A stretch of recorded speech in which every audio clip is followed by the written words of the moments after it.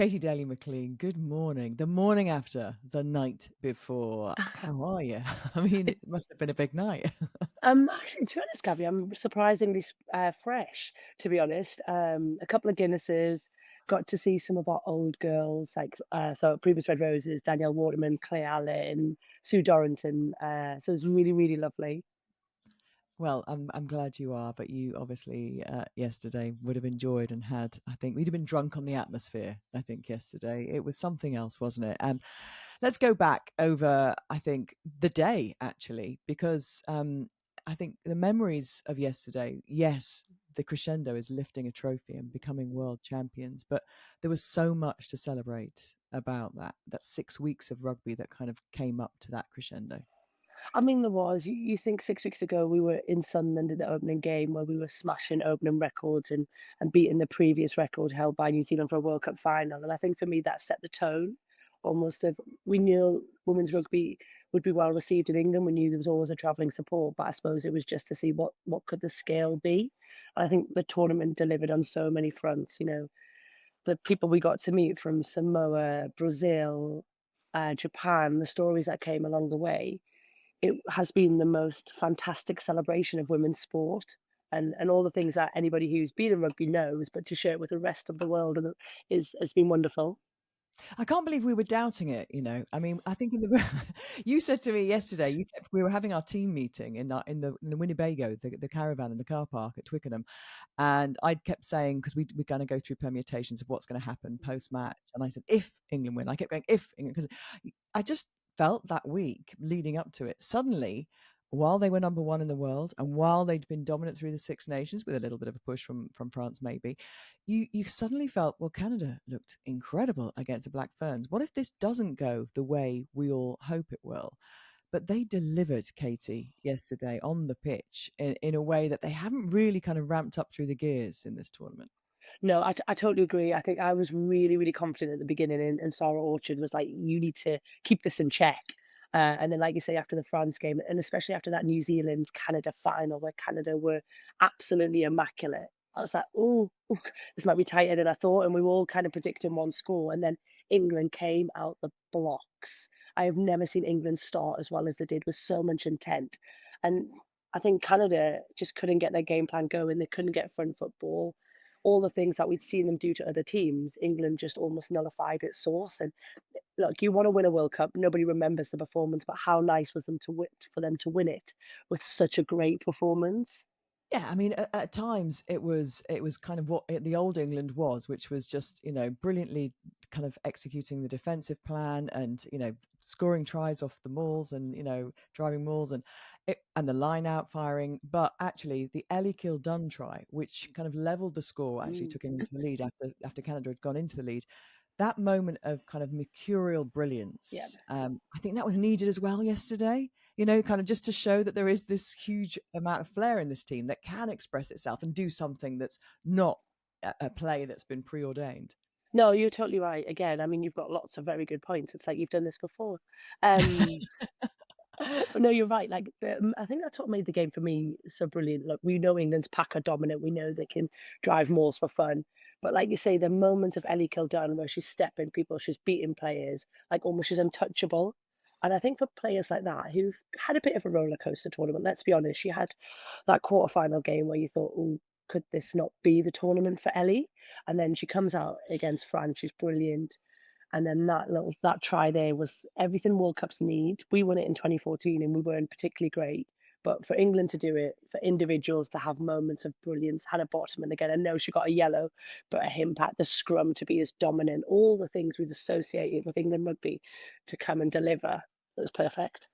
Bottom just giving us all a little bit of a 10-minute kind of feeling of being on the edge of our seats because Canada came back into it, didn't they then? And that, added a bit of jeopardy, I think, to what was looking like it was kind of going to be building a Mm. big score for England. So well done, Bottoman, for giving us that jeopardy. Telly needs that. Keep the viewers in. I haven't had the viewing figures through yet, but I'm looking forward to seeing what they are. I think Mm. that they will drop very, very soon.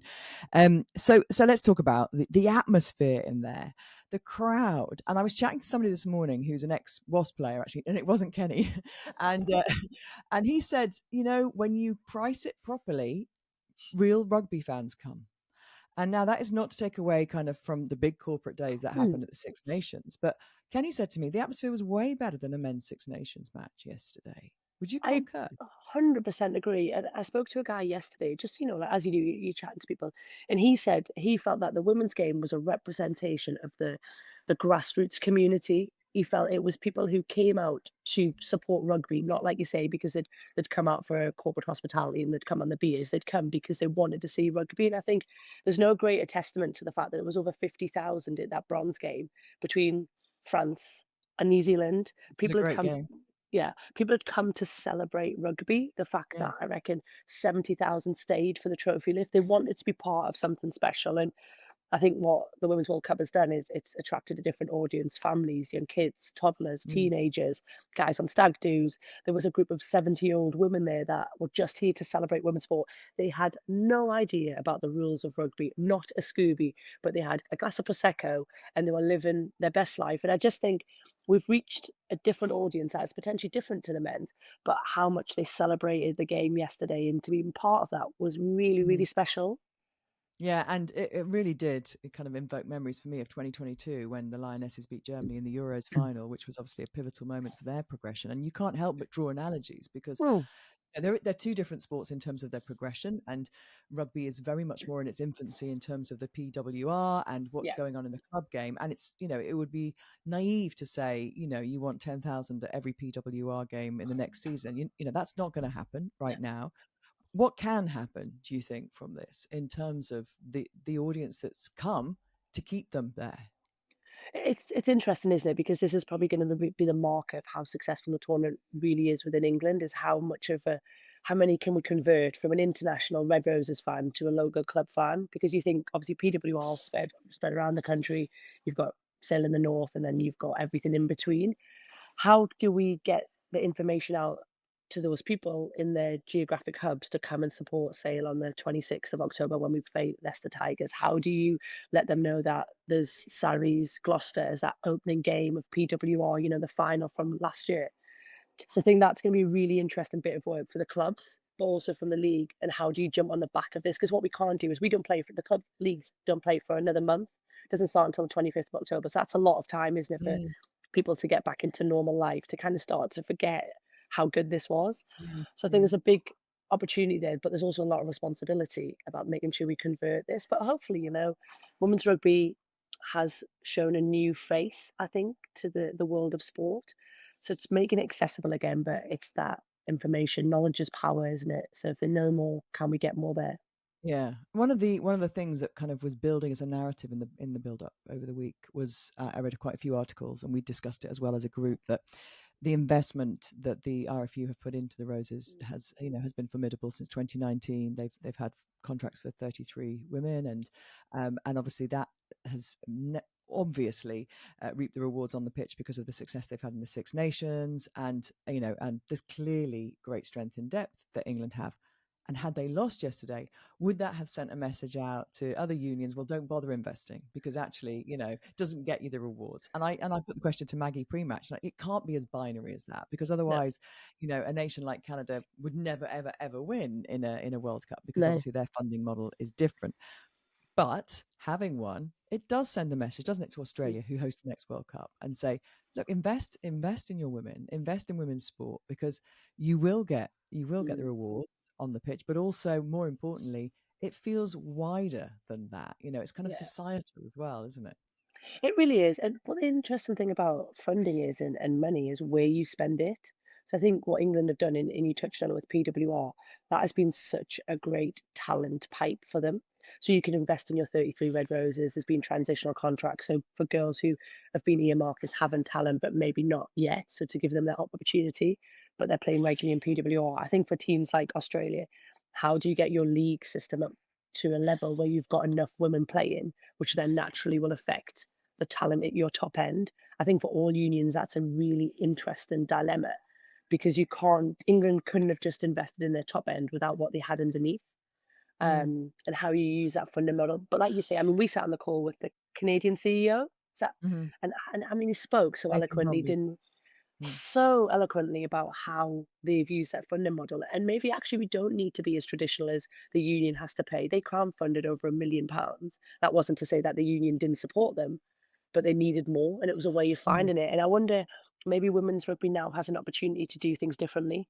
We don't necessarily need to be funded in the same way. But I think you're right, society, we want young girls to feel safe. We want them mm. to have a place in society. And when you say that, that kind of triggers a thought. When you say funding differently, you see the brands who are getting involved in Hmm. women's rugby, and it's very interesting that a lot of those brands are, you know, directly kind of marketing to women and different kinds of women. You saw Abby Ward yesterday with her little girl on the Yeah. pitch, and obviously that, you know, I know you interviewed her husband post match as well, and you know that's very different to, you know, to the men's game, because obviously you can target women with pregnancy products, you can Yeah. target women with, you know, a whole host of female only products. And so it's being clever, isn't it, Yeah. how you attract the brands and how you keep them in a way that perhaps, you know, sport hasn't always thought outside the box.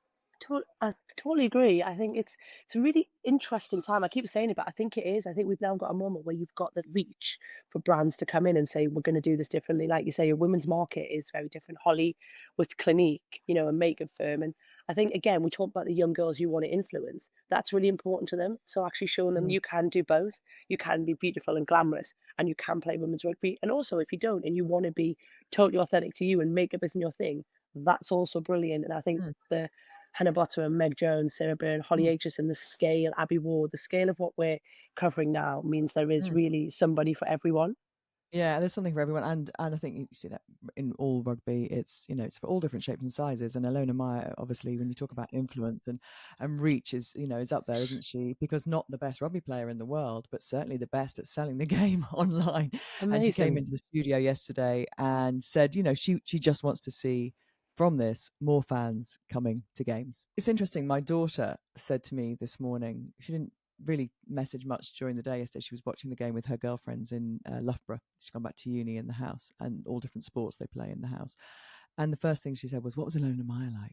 What was she like?" And I said, "Well, I interviewed her. I didn't go out for a drink, you know." I said she was perfectly nice. She was really lovely. She went, "Oh, good. If you'd said, you know, she was horrible, I would have been really upset." And I think that's, you know, Lois doesn't play rugby. She lives in a house where people do play Mm. rugby and are interested in rugby, but she sees her as just a positive role model. And you know, she's clearly been on a one woman crusade through this World Cup, hasn't she, Ilona Mayer? Just attending all the knockout games with her camera crew. Let's not beat about the bush, Yeah. Katie. You know, there's something in it for Ilona. Yeah, look, but look, she's really authentic to that, isn't she? And I think for me, I think she's such an again, she's an interesting case because she's very different. Usually, you see people who are the best at the sport with this profile. She, in that case, isn't. But like you say, she's very much owned that space and is going to be very confident and comfortable saying, "This is who I am and this is what I can do." And look, she was in Bristol. She was at all the quarters we saw her at, and I think that's cool because she could have just tapped out when America went Mm, out, but to use her power for good to be promoting the game. She was obviously talking about PWR again. These are the kind mm, of people we need because our reach is huge. mm, yeah. Um, the Lionesses, the Red Roses on their lap of honor. I expected one or two of them to join me in the studio, Katie, but I didn't expect all of them to come in and bring the trophy with them and pile on. I didn't know where that was going to end. I was thinking, "Yeah, are they here for the rest of the show? We're going off air at 6:35. It's now about 20 past. Is that 15 minutes? What am I going to do with them all?" But it was just a Mm. sheer moment of joy. And that's amazing. Do you enjoy those? I'm always curious from your perspective. Are you like, right, okay, come on, out you go now, enough? No, Or is it, I mean, it's what I loved yesterday post match. I said to our producers afterwards, we stayed on the pitch for ages after the final, you know, kind of goodbye. I felt we encapsulated, hopefully perfectly, between all of you, your interviews, Sonia's interviews, you know, the interviews in the studio. I feel we really represented on television what was going on in that stadium, because sometimes it's hard to do that, and I think our pitch side position just helps us do that beautifully. yeah. Because you know, if you were in some hermetically sealed studio high up in the gods, you just wouldn't get that access. And while I often kind of, like, you know, jokingly gripe about being cold and rained on in the middle of winter when you're in those positions, not so joking. It is much better from a broadcasting point of view, Mm. because what are our responsibility, and I think you feel it too. You're a broadcaster now. I know you still have a job in rugby, but you know, as an ex-rugby player, I think you can see, because you kind of swing between both sides, don't you? The Mm. telly and real rugby life. is that there is a responsibility with sports Mm, that are in a minority, I yeah, think, to try and punch out there. And obviously, a BBC One platform on a Saturday afternoon, heading into Strictly Time, we had a great opportunity to do that yesterday. And that is entertainment, and sport is entertainment. Or why are people going? They have to be entertained, whether mm, that's because they really are passionate about it or they just want to see great stuff. So, yeah, I, in a very long-winded way, love all of that chaos. nice. I I think that's think what that's women's what's really rugby's it's embracer, isn't it? It's embracing the chaos. It's outside the mold of you don't have to just have your set interview. You can engage and show people why they should get involved in that sport. And I think, like you say, it was a brilliant showcase for women's rugby. We couldn't have asked for any more from the girls, from the game, from everybody who was part of it. Mm. And they were. The 80,000 or so who were there were very much part of it. Katie, I know I've kind of overstepped the mark by a few minutes because we've got to let you go down to Battersea because the celebration's happening today. So enjoy that. Thank you. I'm heading to do a match of the day today. Could you believe it? So I'll be watching you online. I think it's on online, as well as coverage I'm sure will permeate all the different BBC platforms because they're heavily involved today as well. So thank you so much for everything during No, this World Cup. It's been a joy to work with you, and I'll see you soon. thanks, Gabby. It's been an absolute pleasure. The Sports Agents. With Gabby Logan and Mark Chapman.